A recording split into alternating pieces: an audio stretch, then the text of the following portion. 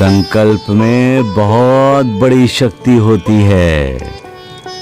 संकल्प यदि पवित्र हो, पावन हो और संकल्प लेने वाले की इच्छा शक्ति यदि प्रबल हो तो मालिक को भी झुकना पड़ता है।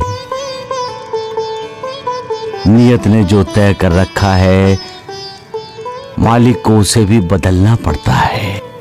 इसका अर्थ हुआ देवा कि इंसान भी अपना भाग्य बदल सकता है।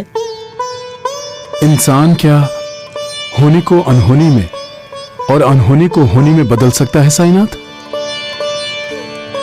मालिक के बनाए इंसान में इतनी शक्ति है महासापति कि वो चाहे तो ग्रह नक्षत्रों सबको अपने वश में कर सकता है।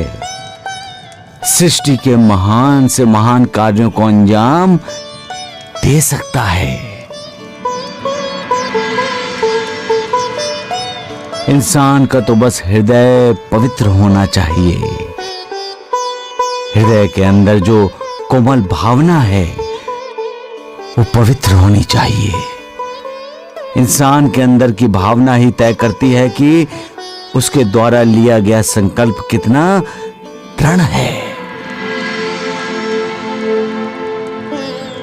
आज मैं तुम लोगों को एक कहानी सुनाता हूं। कहानी एक पत्नी के संकल्प की है।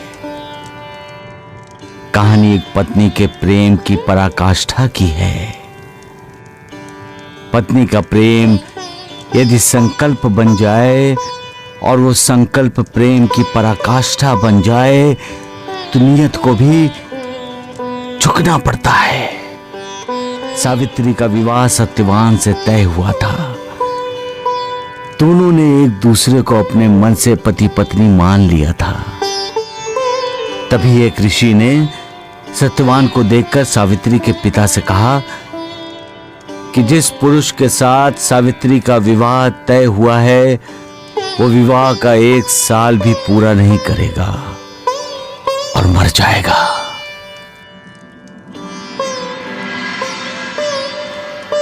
सावित्री के पिता ने सावित्री का विवाह सत्यवान से नहीं करने का फैसला लिया,